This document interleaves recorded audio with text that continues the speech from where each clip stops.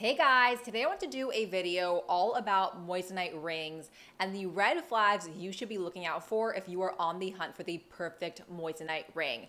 I learned so much when designing this gorgeous ring that I'm absolutely obsessed with, and I'm going to talk more about this later and how you can get your hands on one. Shameless plug. But if you want to know about red flags that you can look out for when looking for moissanite, just keep on watching. Red flag number one, do not be fooled by a high price tag. My moissanite journey actually started off, like most of us, online, and there are a handful of Instagram accounts that are very well known for moissanite.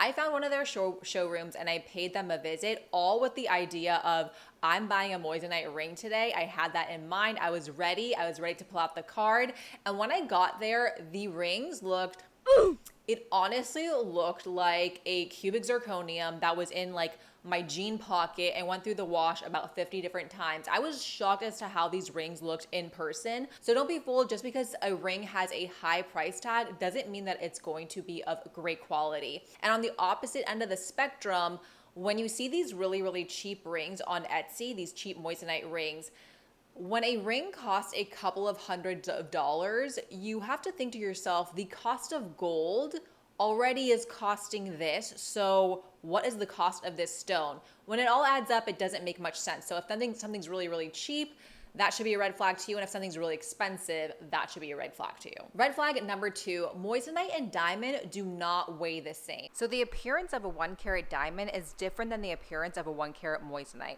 To minimize the confusion, companies should really disclose the millimeter size versus advertising the flashy word carat.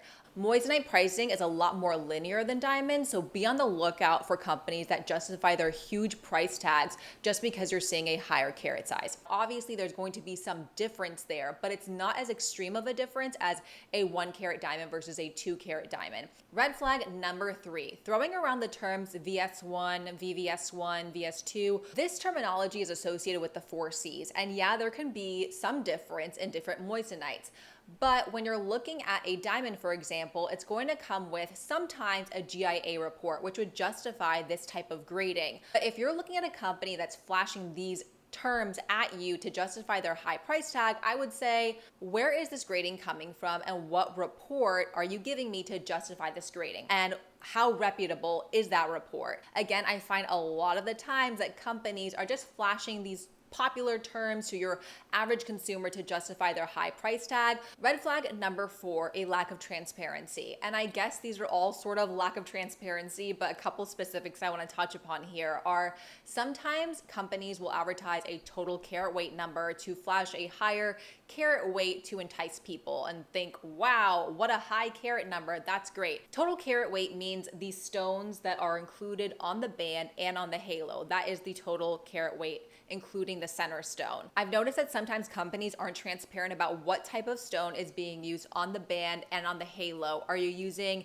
cubic zirconia? Are you using diamond? Are you using moissanite?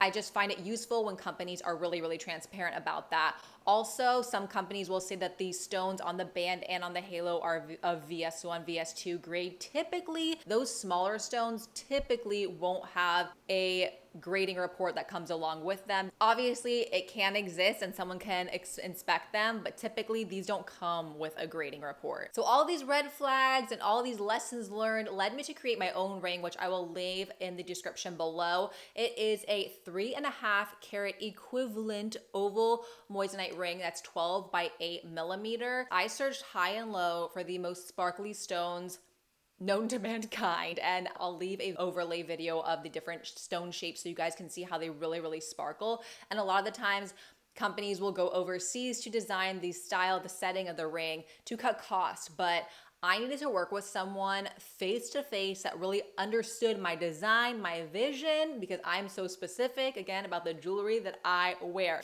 It comes in yellow gold, white gold, and rose gold. If you guys have any questions, leave them down in the comment section below, or any questions about moissanite in general, because I would love to help you guys out. Thank you guys so much for watching, and I'll see you next time.